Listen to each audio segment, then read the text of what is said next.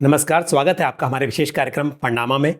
फंडनामा में हमारी कोशिश होती है कि हम आपकी मुलाकात कराएं फंड मैनेजर से, CIO से और म्यूचुअल फंड हाउसेस के जो भी लीडरशिप टीम है, ताकि आप समझ सकें उनकी क्या फिलॉसफी है और जान सकें कि फंड मैनेजर्स किस तरह से फंड्स को मैनेज करते हैं। मैं हूं पंकज मटपाल और मेरे साथ हैं आज एक खास मेहमान, white oak capital mutual fund के CIO mister Ramesh Mantri. Sir, स्वागत है आपका हमारे इस विशेष कार्यक्रम में। Thank you Pankaj ji. Sir, पहले शुरुआत यहीं से करते हैं कि मार्केट में थोड़ी उठापटक, उतार चढ़ाव का माहौल है हाँ। और पहले ये पूछूं कि ये गिरावट क्या अब यहीं रुक जाएगी, क्योंकि थोड़ा सा अभी फिर से सुधार आ रहा है मार्केट में, या हम ये कहें कि ये माहौल जो है थोड़ा सा अभी और चलेगा ऐसा? देखिए क्या है ना, 21 से जो इक्विटी बाजार में नॉर्मल वॉलेटिलिटी होती है वो बहुत कम हो गई है। तो लोगों को जो ना नॉर्मलाइजेशन है कि जो वॉलेटिलिटी बाजार में उतार चढ़ाव होता है, ये नॉर्मल होता है। 10% के करेक्शंस बहुत नॉर्मल है। अभी तक तो सिर्फ उतना ही करेक्शन हुआ है।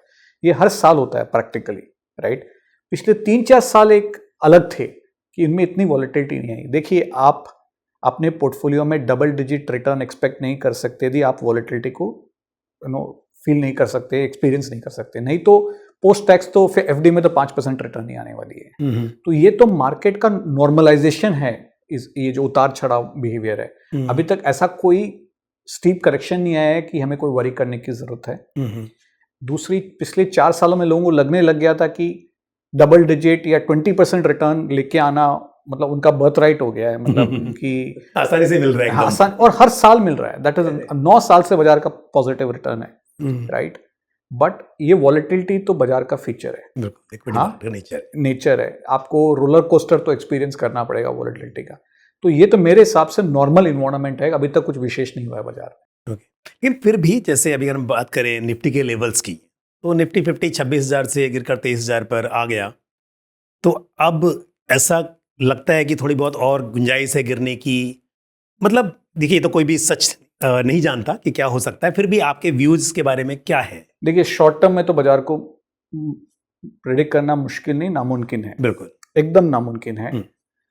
देखिए, जिस तरह के करंट वैल्यूएशंस हैं अभी और जिस तरह से लास्ट 4 इयर्स में रिटर्न आए हैं, यदि हम लॉन्ग टर्म बाजार का रिटर्न देखें तो 13% है निफ्टी का, वेरी लॉन्ग टर्म। जिस तरह की करंट वैल्यूएशन है, 10-11% का रिटर्न एक्सपेक्टेशन लोगों को रखना चाहिए। बिल्कुल। थोड़ी महंगाई भी लॉन्ग टर्म से कम हो गई है, तो ये अच्छा आउटकम है। 2025 के बारे में बात कर रहे हैं, तो ये रिटर्न एक्सपेक्टेशन बहुत नॉर्मल है। अब ये कि 20% रिटर्न आएगा वो बहुत मुश्किल लगता है। बिल्कुल। अच्छा, अगर हम बात करें ओवरऑल सेक्टर्स की, ठीक है, या सेगमेंट्स की, मार्केट सेगमेंट्स की बात करें, तो निफ्टी 50 का एग्जांपल दिया, लेकिन हम हमेशा देखते हैं कि अगर मिड कैप स्मॉल कैप की बात की जाए तो थोड़ी सी ज़्यादा संभावना रहती है रिटर्न्स की भी, और यहाँ पर उतार चढ़ाव की संभावना भी ज़्यादा रहती है शॉर्ट टर्म में। तो पहले हम मार्केट सेगमेंट्स की बात करते हैं, फिर मैं सेक्टर्स पे आपसे थोड़ा आपके विचार जानूंगा। हाँ, तो देखिए, आज बाजार में सबसे अट्रैक्टिव है लार्ज कैप, जहां पे अभी भी वैल्यूएशंस काफी नॉर्मल है। सबसे ज्यादा प्रॉब्लम है मार्केट में स्मॉल कैप में, और माइक्रो कैप में उससे ज्यादा प्रॉब्लम है। इसका मतलब नहीं कि हर स्टॉक ओवर वैल्यूड है, मतलब पूरा उसके अंदर में भी अपॉर्चुनिटीज है। और लार्ज कैप थोड़ा macro driven, high broader level economy पे डिपेंडेंट ज्यादा रहता है। माइक्रो में आपको कंपनी और मैनेजमेंट को सही कॉल आपका लेना पड़ता है, क्योंकि वो कंपनी इतनी छोटी होती है कि उसको बड़ी इकोनॉमी में क्या होता है कोई फर्क नहीं पड़ता है।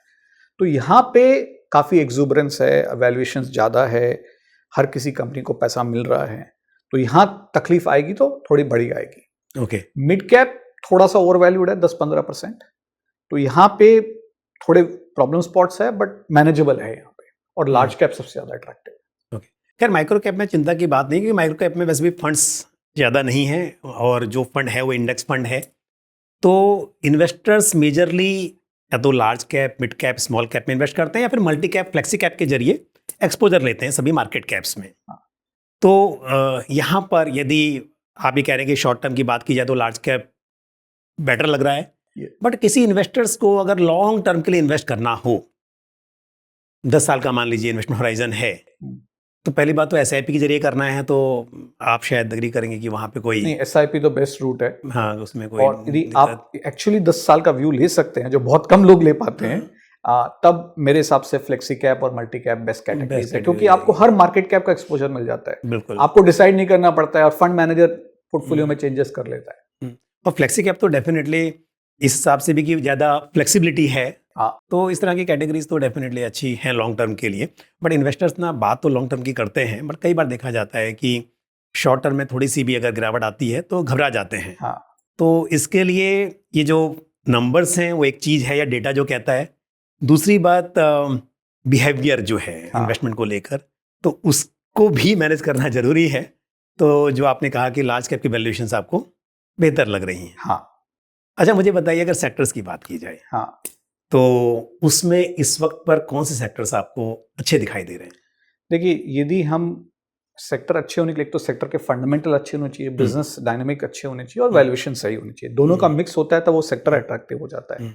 तो आज सबसे बड़ा सेक्टर इंडियन मार्केट में है वो है BFSI सेक्टर। वहां आज भी वैल्यूएशंस अट्रैक्टिव है और फंडामेंटल्स भी ठीक है। प्राइवेट बैंक्स में तो फंडामेंटल्स भी बहुत अच्छे हैं और वैल्यूएशंस तो कुछ प्राइवेट बैंक्स तो चीपेस्ट वैल्यूएशन में ट्रेड कर रही है ओवर अ लॉन्ग पीरियड। तो दैट इज द एंड उसमें BFSI में बाकी पॉकेट्स जैसे इंश्योरेंस है, कैपिटल मार्केट है, जनरली अट्रैक्टिव है। That is the most attractive part. Pharma and health care is a second sector I would say.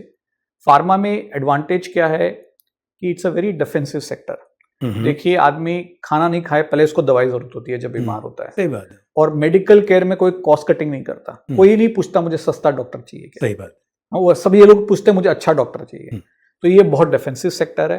And pharma में India world की pharmacy है and we are lucky as a country that we have one of the most affordable health care. Actually हम भी भूल जाते हैं इस देश के अंदर में कि इस कंट्री में for the price we pay we have the one of the best health care in the world, right? Indian doctors are renowned all over the world. So these are two most attractive sectors. The third place where I'm getting now more interested is one is IT. If the US growth story plays out and now US में मतलब political leadership change हो रही है, काफी expectation है कि pro business होंगे, तो IT can do well, Indian IT. But the space that I'm most excited about India is this emergence of what we call digital opportunities in India. देखिए, technology हमारे लाइफ को transform कर रही है। हर साल हम अपनी जिंदगी में टेक्नोलॉजी पिछले साल से ज्यादा यूज करते हैं, चाहे वो शॉपिंग हो, एंटरटेनमेंट हो, एजुकेशन हो, हेल्थ हो।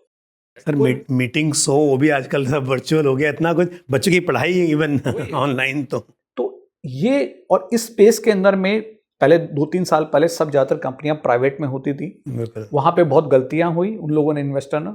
पर अब उन कंपनियों को पैसा मिल रहा है पब्लिक मार्केट्स में एंड अब अच्छी कंपनियां जो उससे बची है, जो सरवाइव की है, प्रॉस्पर कर रही है। और पहले इनका मॉडल होता था कैश बर्न का, but public market cash burn accept नहीं करता है। अच्छा। आपको क्लियर प्रॉफिटेबिलिटी का रास्ता होना चाहिए, तभी पब्लिक मार्केट आपको पैसा देगा। तो अब इंटरेस्टिंगली आप देखिए, कुछ कंपनियां जो 15 साल लगा उनको आईपीओ करने में, they have created more value in last 3 years in public market. पिछले 3 साल में ज्यादा वैल्यू क्रिएट किया पब्लिक मार्केट में जितना उन्हें 15 साल में लगा। तो ये जो डिजिटलाइजेशन का अपॉर्चुनिटी है बेस्ड ऑन आधार, यूपीआई, और ऑफ कोर्स सबके पास हाथ में फोन है एंड यंग पीपल है, so across the board new businesses models emerge होंगे। जैसे फॉर एग्जांपल 3 साल में जो क्विक कॉमर्स ने मिरेकल किया है, it is difficult to believe, even I found it hard to believe it will work in India, but that is how this country is changing and there are opportunities on that side, वहां पे opportunity. अच्छा, अभी आपने कहा बड़ा interesting चीज कि किसी भी मार्केट सेगमेंट में, चाहे वो सेगमेंट अच्छा करे नहीं करे, बट कुछ स्टॉक्स तो होंगे हमेशा जिनकी वैल्यूएशन अच्छी होंगी, जिनमें अपॉर्चुनिटी दिखाई देगी। तो आप as a fund manager, as a CIO किस तरह से चुनते हैं? क्या आपकी फिलॉसफी है, क्या आपका स्टाइल होता है इन्वेस्टमेंट मैनेजमेंट को लेकर, उसे बताइए। देखिए, हम चार्ट्स नहीं पढ़ते हैं, क्वांट नहीं करते हैं, हम धंधा समझते हैं। ओके।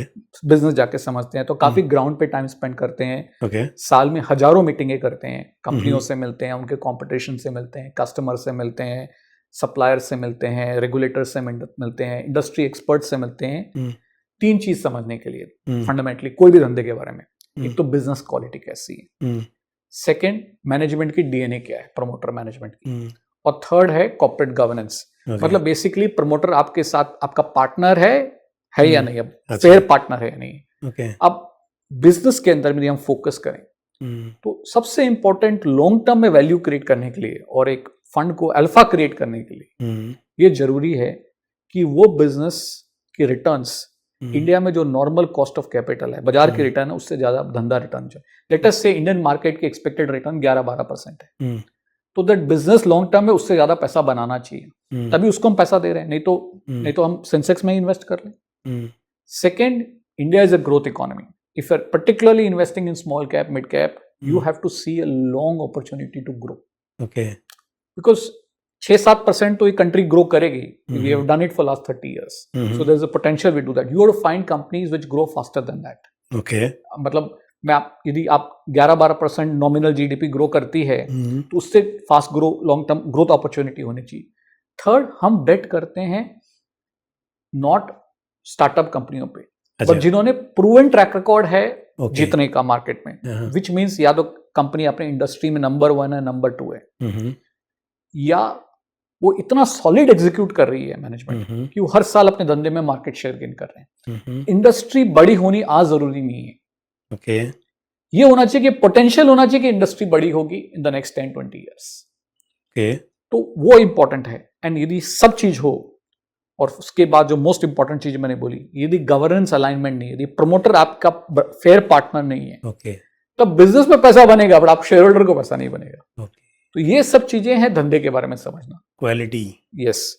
एंड उसके बाद में देखिए, यदि आप कोई भी अच्छा एसेट खरीद लो, उसको गलत प्राइस पे खरीदोगे तो फिर भी रिटर्न कम होगी। तो उसके लिए वैल्यूएशन समझना बहुत जरूरी है। ऐसा नहीं होना चाहिए कि कोई भी प्राइस पे कुछ भी ले लो। अच्छी चीज में आपका कैपिटल नहीं टूटेगा, बट हमारा ऑब्जेक्टिव वो नहीं है। हमारा ऑब्जेक्टिव है इन्वेस्टरों के लिए आउट परफॉर्म करना, तो उसके लिए वैल्यूएशन से सेंसिटिव होना बहुत जरूरी है। हाँ, अच्छा, अभी क्योंकि आपने बताया कि आपके स्टाइल के बारे में, तो हम बात करते हैं स्किन इन द गेम। तो वैसे तो खैर रेगुलेटर का भी एक मैंडेट है, पर मुझे मालूम चला है कि आप लोग अपना पैसा ज़्यादा अपनी स्कीम में इन्वेस्ट करते हो, ज़्यादा करके। ऐसा देखिए, ये skin in the game rule पिछले 3-4 साल पुराना रेगुलेटर का रूल है, जिसका रूल है कि फंड मैनेजर को अपनी 20% सैलरी उसी फंड में डालनी चाहिए जो मैनेज करता है, सो दैट आपका और इन्वेस्ट फंड मैनेजर का अलाइनमेंट हो, कि कोई गलत नहीं करे, उसका खुद का पैसा भी लगा हुआ है। बहुत सिंपल आइडिया है, बहुत अच्छी आइडिया है, बहुत अच्छी सोच है। हमने ये रूल 7.5 साल पहले बनाया। अच्छा, पहले से ही कर रहे हैं व्हाइट ओक में कि, और वो 20% सैलरी का रूल नहीं बनाया। देखिए, हमारा विश्वास ये है कि यदि हम अच्छा प्रोडक्ट बनाते हैं, 7.5 साल PMS की बात कर रहे हैं। जब से हमने PM व्हाइट ओक ग्रुप ने चालू है, तब से हमने टीम के लिए रूल बनाया, इन्वेस्टमेंट टीम के लिए, कि आपको खुद को पहले बिलीव होना चाहिए कि आपका प्रोडक्ट अच्छा है। राइट? आप ये नहीं बोल सकते हो कि मैं अच्छा रेस्टोरेंट चलाता हूँ और पास वाले रेस्टोरेंट में खाना खाने गया हूँ। राइट? बहुत सिंपल चीज है। तो जैसे फॉर एग्जांपल, हमारा 100% जो इक्विटी में एक्सपोजर है इंडियन मार्केट में, वो सिर्फ व्हाइट ओक के प्रोडक्ट में हो सकता है। ओके, 100%। 100%। ओके, मतलब like for example, personally I don't own a single share. Okay, मेरा फैमिली का entire exposure in equities in white oak product. तो डायरेक्ट शेयर तो अलग बात है, बट म्यूचुअल फंड्स में भी आप yes, white oak, only white oak. Great. Every scheme, equity scheme of white oak, I am an NFO investor. तो एक बात तो पता है कि अगर आपने खुद का पैसा लगा हुआ है ना, तो मतलब मुझे भरोसा तो रखना चाहिए कि अपना ही पैसा अगर आप नहीं संभालोगे तो फिर ऐसा हो ही नहीं सकता। कोई भी अगर खुद का पैसा लगा हो, great thing to know this. अच्छा, अभी एक बात बताइए मुझे कि अभी आप बात करते कि जो हम क्वालिटी की बात करते हैं, और आपका NFO भी चल रहा है, क्वालिटी इक्विटी फंड, और ये फैक्टर इन्वेस्टिंग की बात हो रही है, पर अभी फिलहाल में जो फैक्टर बेस्ड फंड्स हैं वो सभी पैसिव फंड्स हैं। तो पहले मुझे अपना थोड़ा सा फैक्टर इन्वेस्टिंग के बारे में, और सभी, इट्स नॉट ओनली, मतलब मोमेंटम, क्वालिटी, वैल्यू, लो वोलेटिलिटी, सभी के बारे में थोड़ा सा कैसे काम करता है, किस टाइम पर कौन सा फैक्टर चल सकता है, और फिर इस वक्त पर आपने क्योंकि क्वालिटी इक्विटी फंड लॉन्च किया है, तो क्या ऐसा लग रहा है कि अब समय आ गया है क्वालिटी फैक्टर का? थोड़ा मुझे समझाइए इसके बारे में। देखिए, अलग अलग फैक्टर्स हैं। जैसे पहले वैल्यू फैक्टर है। वैल्यू फैक्टर का आइडिया है कि सस्ता चीज लो, बिल्कुल एकदम सस्ती चीज लो, low P, low price to book, उस पे स्टॉक्स लो। मोमेंटम का फैक्टर का मतलब होता है कि जो पिछले स्टॉक 1 साल में चल रहे हैं उनको लो। मतलब वो तो सीधा बिहेवियर बायस इन्वेस्टर जो लग रहा है जो चल रहा है वही लेते हैं, मतलब जो चल रहा है उसको लो, लेते वो रहेंगे सिंपल तो। मोमेंटम है। देन वॉलेटिलिटी फैक्टर का मतलब होता है कि जो स्टॉक सबसे कम वॉलेटाइल होते हैं उनका पोर्टफोलियो बनाओ।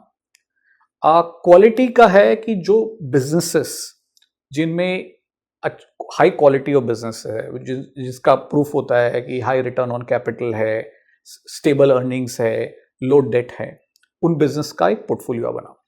नाउ नॉर्मली एक्सपीरियंस है कि जब माहौल थोड़ा डिफिकल्ट होता है, थोड़ी अनसर्टेनिटी होती है, थोड़ा सा मतलब मैं क्रिकेट का एग्जांपल दूं, जब पिच टर्न करती है तब क्वालिटी चलता है और लो वॉलेटिलिटी चलता है। और जब फ्लैट पिच होती है राइट, तब यूजुअली वैल्यू और मोमेंटम चलता है।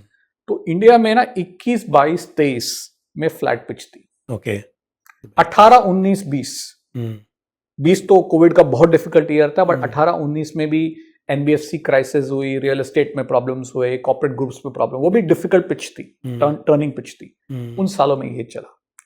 अब यदि आप 24 को देखें, वेरी इंटरेस्टिंग, वाइल ओवरऑल 24 में वैल्यू चला, but from May onwards quality चलना चालू हो गया। उसका एक कारण है, जो फ्लैट पिच है ना, वो पिच बदल गई इंडिया में। उसका 3-4 कारण है। पहला कारण, वैसे तो ये जियोपॉलिटिकल की प्रॉब्लम चल ही रही है कुछ टाइम से, बट ये अब लग रहा है कि ये तो फीचर रहेगा इन्वायरमेंट का वर्ल्ड में, राइट, जो दुनिया बदल गई। बिल्कुल। दूसरी, जून में जो 240 सीट आई, which was a political negative political surprise, and we are back to coalition politics. And coalition politics has its own pressure होता है। okay. इसका मतलब नहीं कि कोलिशन गवर्नमेंट खराब होती है। देखिए 1989 से 2014 तक 25 साल इस देश में कोलिशन गवर्नमेंट रही। उस समय भी इकोनॉमी ने अच्छा किया, मार्केट ने भी अच्छा किया, बट शॉर्ट टर्म प्रेशर्स आते हैं, राइट। आपको उतना फ्रीडम नहीं होता गवर्नमेंट को पॉलिसी का, वंस आप कोलिशन गवर्नमेंट में आ जाते हो। Third, growth has slow down in India, right. वो भी एक after that strong economy last few month से 3 क्वार्टर से ग्रोथ स्लो डाउन हो गया। And for the first time we are seeing some science of credit problem. बैंकों में, जो बैंक फाइनेंशियल सिस्टम में क्रेडिट लॉसेस आने लगे हैं। अच्छा। जैसे एमएफआई के अंदर में ऑलरेडी बड़ा लॉस आया है। ओके। इनफैक्ट मेरे हिसाब से आज तक एमएफआई इंडस्ट्री में नॉन इवेंट लेड इतना बड़ा कभी प्रॉब्लम नहीं आया। क्योंकि पहले जब एमएफआई में लॉसेस आए हैं, एक बार आंध्रा में पॉलिटिकल क्राइसिस हुई थी, डिमॉन हुआ था, या कोविड हुआ था, पर वो स्पेशल सिचुएशंस थी, एक घटना हुई थी, उसके चक्कर में बड़े लॉसेस आए। इस बार बिना कोई इवेंट के एमएफआई में लॉसेस आए। आरबीआई ने खुद बोला है लो टिकट लोन्स में लॉसेस दिख रहे हैं। तो अर्ली साइंस है कि पिच बदल गई है। ओके। एंड इसलिए पिछले 8 महीने में आप देखेंगे बाजार में जो स्ट्रेटजीज चले हैं, फंड्स चले हैं, वो अलग है फ्रॉम जो पिछले 3-3.5 साल में चले। क्योंकि जब पिच बदलती है और आप पुराने तरीके से पिच पे गेम खेल रहे हो, तो आपको सरप्राइज मिलती है। लेकिन इस वक्त पर आपने ये जो WhiteOak capital quality equity fund launch किया, तो इसकी वजह यही थी कि मार्केट, आपको ऐसा लग रहा है कि अब टाइम आ गया है क्वालिटी का? देखिए, ये फंड हमने थॉट प्रोसेस डाला था 6 महीने पहले। okay. अभी तो लॉन्च हो रहा है, क्योंकि इंडस्ट्री का पहला एक्टिवली मैनेज क्वालिटी फंड है। तो द आइडिया इज कि हमें लग रहा है पिच बदल गई है, राइट, फर्स्ट। सेकेंडली, जो वैल्यूएशन डिफरेंस है बिटवीन क्वालिटी और वैल्यू का डिफरेंस कम हो गया है। देखिए, सस्ता का अक्सर मतलब होता है घटिया क्वालिटी। हम लोग नॉर्मली जब लैंग्वेज यूज करते हैं, यार चीज सस्ती है तो हम एज्यूम करते हैं क्वालिटी खराब होगी, बट ये चीज बहुत सस्ती हो तो फिर भी अट्रैक्टिव होती है। सही है। बट जब सस्ती और पुअर क्वालिटी और अच्छी क्वालिटी का प्राइस डिफरेंस कम हो जाता है, तो एक्चुअली आपको अच्छी क्वालिटी लेनी चाहिए। okay. तो एक तो माहौल थोड़ा डिफिकल्ट होना चालू हो गया, दूसरा वैल्यूएशन गैप बदल गया है, तीसरा हमने देखा मार्केट के अंदर में अभी तक जो क्वालिटी फैक्टर फंड्स हैं वो सारे ETFs है, ट्रैकर्स है, पैसिव फंड्स है। उनमें 2 प्रॉब्लम है। पहला प्रॉब्लम ये है कि वो ज्यादातर लार्ज कैप ओरिएंटेड है, क्योंकि वो इंडेक्स ऐसे बनी हुई है। नंबर 2, उनके अंदर में प्रॉब्लम है कि they are confined to a few sector, जैसे FMCG बहुत बड़ा है उस फंड्स के अंदर में। हम जो एक्टिवली मैनेज क्वालिटी फंड लेके आ रहे हैं, पहले वो ऑल कैप होगा। अच्छा, इसमें फ्लेक्सी कैप जैसे फ्लेक्सिबिलिटी रहेगी यहाँ क्योंकि बिजनेस छोटा हो सकता है, पर आज भी बहुत अच्छा बिजनेस हो सकता है। जैसे फॉर एग्जाम्पल, इंडिया में आज कोई भी AMC लार्ज कैप नहीं है, कोई भी हॉस्पिटल चेन आज इंडिया में लार्ज कैप नहीं है, तो कोई भी होटल चेन इंडिया में लार्ज कैप नहीं है। तो इसका मतलब ये नहीं कि वो बिजनेसेस लॉन्ग टर्म में बड़े नहीं होंगे, पोटेंशियल है। कोई भी food services business large cap नहीं है, कोई QSR इंडिया में लार्ज कैप नहीं है, बट दुनिया में आप देख लीजिए ये सब businesses, some of them end up being large caps. Right. तो वो पोटेंशियल है क्लियरली। तो फर्स्ट, क्वालिटी हर मार्केट कैप में मिलती है आपको। सेकंड, वो हर सेक्टर में मिलती है, आपको बॉटम अप रहना पड़ेगा। थर्ड एडवांटेज एक एक्टिव मैनेजर का है, जब आप फैक्टर मॉडल बनाते हो तो खाली पास के नंबर के हिसाब से जज करते हो, मतलब हिस्टोरिकल नंबर के हिसाब से डिसाइड करते हो कौन सा स्टॉक मीट करता है क्राइटेरिया। बट एक्चुअली दुनिया बदल रही है, आपको क्वालिटी का फॉरवर्ड लुकिंग व्यू रखना पड़ेगा कि क्वालिटी कहाँ इमर्ज होने वाली है, क्या दुनिया के लिए रिलेवेंट है। देख, constantly when we are growing at 6-7% और इतनी टेक्नोलॉजी बदल रही है कि दुनिया बदलेगी, तो जो चीज पहले क्वालिटी थी शायद वो लेस वैल्यूएबल हो जाएगी आज, और कुछ चीजें जो शायद एग्जिस्ट भी नहीं करती थी 15 साल पहले, आज वेरी पावरफुल हो जाएगी। जैसे कि यूट्यूब का प्लेटफॉर्म है, today this is bigger than TV. हाँ, इट वाज 15 साल पुराना प्लेटफॉर्म है, पर आज टीवी से बड़ा प्लेटफॉर्म बन गया है। तो बहुत सारी चीजें दुनिया में बदलने वाली है, तो you have to take a forward looking view of quality. लेकिन सर, जैसे आपने कहा कि सभी सेक्टर्स में हो सकते हैं, सेक्टर एग्नोस्टिक है, साथ ही मार्केट सेगमेंट भी, पर फिर भी आपका अपना एक व्यू होगा कि इस वक्त पर जैसे आप मैनेज करेंगे तो एलोकेशन ज़्यादा लार्ज कैप में रहेगा या क्या है, इसके बारे में कुछ? अभी तो खैर मतलब फंड NFO है, बट क्या आपने सोचा है उसके बारे में? देखिए, हमारा आइडिया है कि इस फंड को ऑल कैप रन करें। एक्सपेक्टेशन है कि लार्ज कैप 50 से 70% के आसपास होगा, बट कोई डिफाइंड लिमिट नहीं है। एंड नॉर्मली क्वालिटी फंड में कुछ सेक्टर में क्वालिटी कंपनियां कम मिलती है। ओके। जैसे है कमोडिटीज है, सिक्लिकल्स है, उन रियल एस्टेट है, इन सेक्टर्स में क्वालिटी कंपनीज कम मिलती है। और कुछ सेक्टर्स में क्वालिटी कंपनीज ज्यादा मिलती है, जैसे कंज्यूमर है, फार्मा है, IT है। तो normally fund by design only in sectors को ओवरवेट होगा, और ये जो सिक्लिकल सेक्टर्स हैं, यूटिलिटीज हैं, ऑयल एंड गैस है, कमोडिटीज है, इनमें अंडरवेट होगा। ओके। अच्छा, वैसे तो खैर मतलब क्योंकि ये फंड थीमेटिक फंड के अंडर में ही आएगा, देखा जाए एज अ डेफिनेशन जो डिफाइंड है उस हिसाब से। लेकिन जिस हिसाब से आप कह रहे हैं कि मल्टीपल सेक्टर्स, मल्टीपल इसके अंदर मार्केट सेगमेंट, मतलब ऑल मार्केट सेगमेंट्स, तो ये इन्वेस्टर के कोर पोर्टफोलियो में रह सकता है, या फिर ऐसा लगता है कि यहाँ भी इन्वेस्टर्स को ध्यान रखना पड़ेगा कि कब एग्जिट करना है, बिकॉज थीमेटिक में? ये आपने बहुत ग्रेट क्वेश्चन पूछा एक्चुअली। यदि पिछले 3-5 साल में क्वालिटी ने बाजार को अंडर परफॉर्म किया है, so it is out of favour. आज पॉपुलर नहीं है, इनफैक्ट कोई पैसा डालना ही नहीं चाहता। मतलब बड़े बड़े जो private well run private bank है वो आजकल मीम स्टॉक बन गए। इसका प्रूफ है कि ये सेक्टर पॉपुलर नहीं है। फिर भी आप 20 ईयर का पास डेटा देखिए क्वालिटी फैक्टर का, यदि वैल्यू से कंपेयर करें, बाजार से कंपेयर करें, उसने फिर भी आउट परफॉर्म किया है। That is one aspect. Second, बहुत कंसिस्टेंसी से आउट परफॉर्म किया, मतलब वैल्यू क्वालिटी फैक्टर का वॉलेटिलिटी बहुत लो होती है रिलेटिव टू मार्केट। सो एक फैक्टर जिसकी लॉन्ग टर्म परफॉर्मेंस बहुत अच्छा होता है, उसने पिछले 5 साल में अंडर परफॉर्म किया है, एंड उसके बाद भी लो वॉलेटिलिटी है, can actually be a proper long term allocation. अच्छा, it is not a thematic. देखिए, कुछ थीमेटिक क्या होते हैं, वो 2-3 साल चलते हैं और फिर कहानी खत्म हो जाती है। बट ये एक प्रोडक्ट है बिकॉज इसके फंडामेंटल्स इतने अच्छे हैं कि you can hold it for a very long period. क्योंकि थीमेटिक और सेक्टरल में यही होता है कि थीम प्ले आउट हो जाए तो आप स्विच करो दूसरी थीम में, तभी आप ब्रॉडर मार्केट को आउट परफॉर्म करोगे, और वो ऑब्जेक्टिव होता है। बट यहाँ पे आपका कहना ये है कि ये तो लॉन्ग टर्म के लिए है, इन्वेस्टर अपने पोर्टफोलियो में रखे और इन्वेस्टेड रहे।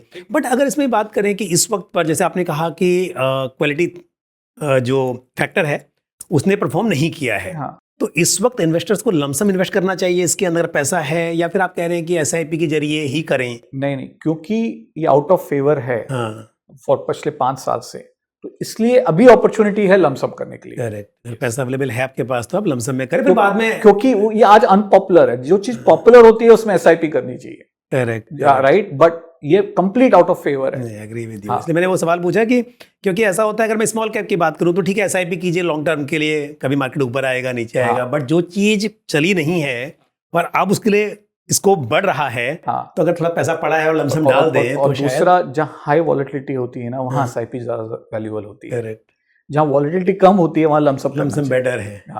तो इसका मतलब ये फंड है, इस वक्त सही समय पर आया और पैसा अवेलेबल है तो डालना चाहिए इसके हाँ। अंदर। बट ऐसा भी कुछ आप कहेंगे कि जैसे थीम्स में अक्सर हाँ मैं भी ये बात मानता हूँ कि कुछ थीम्स, क्योंकि हाँ। उसमें भी आजकल थीम्स में ऐसा ना बिजनेस साइकिल है या इनोवेशन है, तो ये तो खैर फिर भी ब्रॉड थीम्स हैं। हाँ। बट कुछ थीम्स ऐसी हो सकती हैं जहाँ पर डेफिनेटली वो सिक्लिकल हो सकती हैं थीम। हाँ तो तब वहाँ पे मैं ये कहता हूँ कि आपके पोर्टफोलियो छोटा हिस्सा 5-10% ही एलोकेशन होना चाहिए। बट अगर इसकी बात की जाए इसमें, तो अगर मैं एक वेटेज दे रहा हूँ अपने पोर्टफोलियो में कि लार्ज कैप, मिड कैप या स्मॉल कैप में, तो वहीं पे इक्वल वेट इस तरह की थीम को दिया जा सकता है। Yes sir, yes. कोई इतना घबराने की बात नहीं, नहीं ये तो लॉन्ग टर्म परफॉर्मेंस अच्छा है, आज आउट ऑफ फेवर है और वॉलिडिटी लो है, सो ये कोर हो सकता है आपके पोर्टफोलियो। नहीं, मैं क्योंकि कई बार क्या हो गया ना, ये चीज़ें कैटेगरी के नाम पे ना बड़ा कंफ्यूजन भी हो गया है कि आप जब बात करते हो कि डाइवर्सिफाइड फंड है तो एक अलग सोच होती है, थीमेटिक फंड है तो सोच बदल जाती है। हाँ। बट वो थीम के अंदर भी मतलब कई थीम्स ऐसी हो गई हैं जहां पर बहुत ज़्यादा स्कोप है कि काफ़ी फ्लेक्सिबिलिटी है फंड मैनेजर के पास में। तो आपका कहना ये है कि फ्लेक्सिबिलिटी तो है ही है, और ऊपर से क्योंकि थीम चली नहीं है तो फिलहाल अच्छा है और लॉन्ग टर्म के लिए इसमें इन्वेस्ट किया जा सकता है।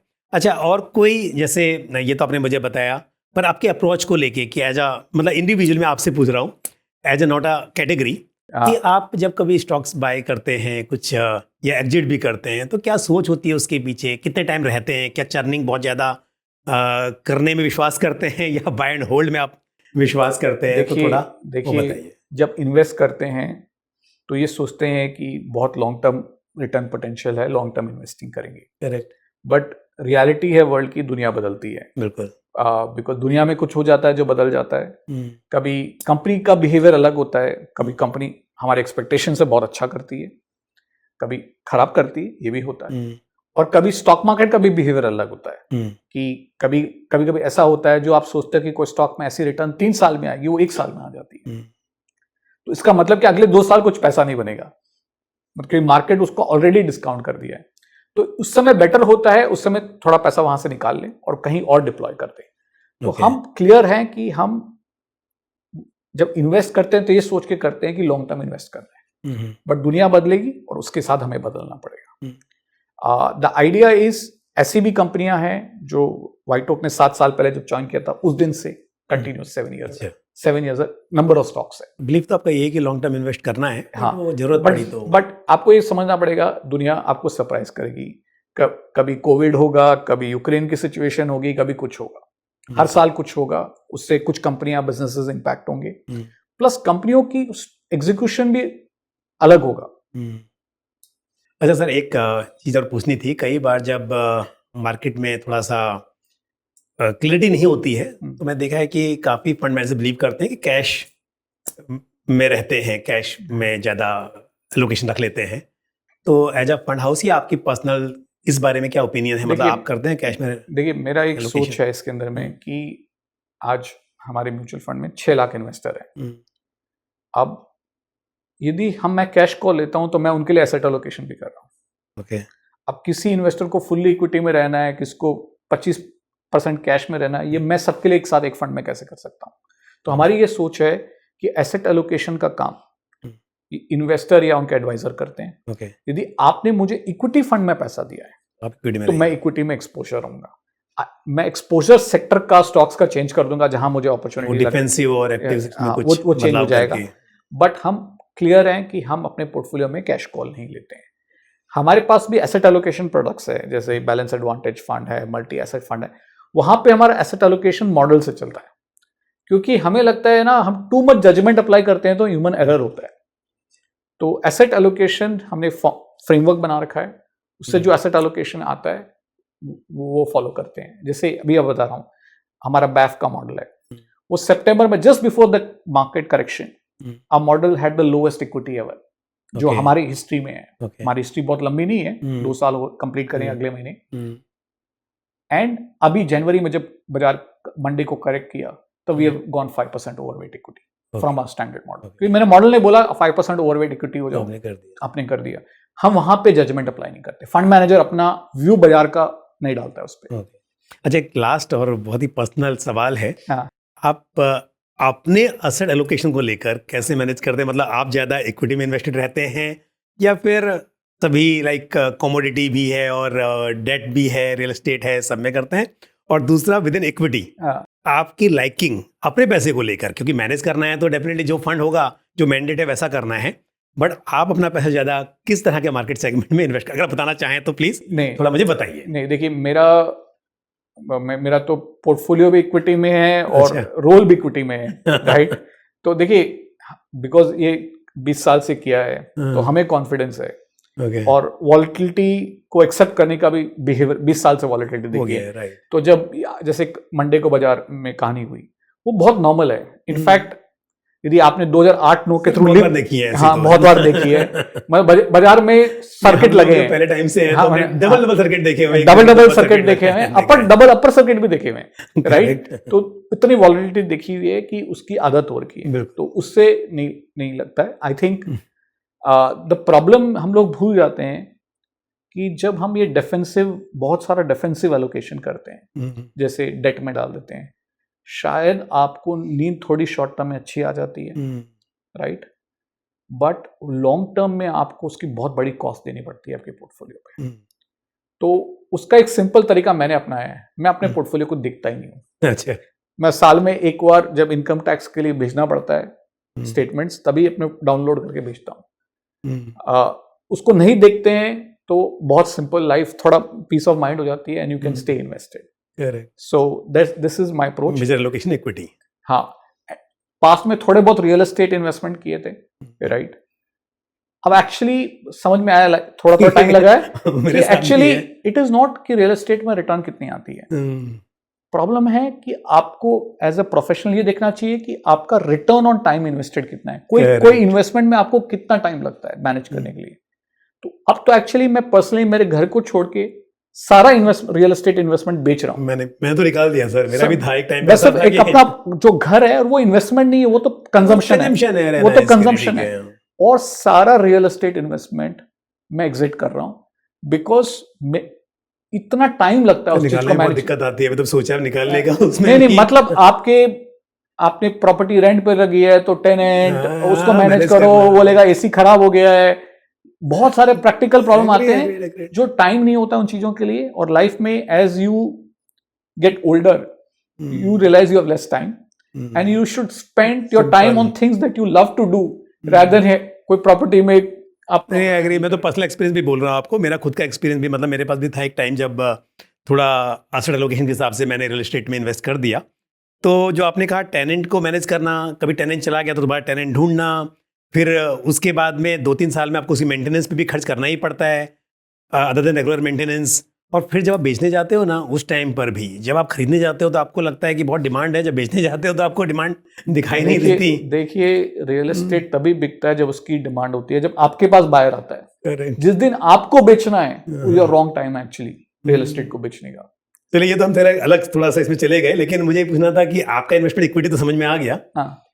इक्विटी में आपकी लाइकिंग पर्सनल पैसे को लेकर ज्यादा लार्ज कैप पे रहती है, मिड कैप, क्या ऐसा कुछ है क्या? नहीं, मेरा बहुत सिंपल फिलॉसफी है, डाइवर्सिफाइड फंड्स। वो कोर है, एकदम कोर है कि देखिए मेरे हिसाब से ना, जो डाइवर्सिफाइड फंड है ना, जो थीमेटिक फंड्स होते हैं ना, जो नैरो थीमेटिक फंड होते हैं, वो आपकी स्टार्टर या मिठाई की तरह होता है, थोड़ा सा आपको खाना चाहिए। बिल्कुल। बट जो डाइवर्सिफाइड है वो आपकी रोटी सब्जी दाल चावल है, वो तो होना ही, ज्यादा इन्वेस्टमेंट उसमें ही होना चाहिए, क्योंकि वही इससे आपकी हेल्थ रहती है नॉर्मल। तो मेन एक्सपोजर डाइवर्सिफाइड फंड्स में रहते हैं, फ्लेक्सी कैप जैसी स्ट्रेटजीज, वहां पे मेन कैपिटल लगा रहता है, राइट। सर, आपने टाइम निकाला, बहुत सारी बातें बताई, कुछ फंड्स को लेकर और कुछ पर्सनल भी हमने डिस्कशन किया। बड़ा अच्छा लगा आपसे बात करके, और मुझे उम्मीद है ये सब जो जानकारी आपने शेयर की, जो डिस्कशन है, हमारे व्यूअर के बहुत काम आएगा। Once again thank you very much. Thank you Pankaj ji, thank you.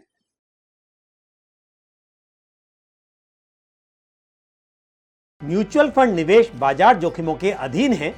योजना से संबंधित सभी दस्तावेजों को ध्यान से पढ़ें।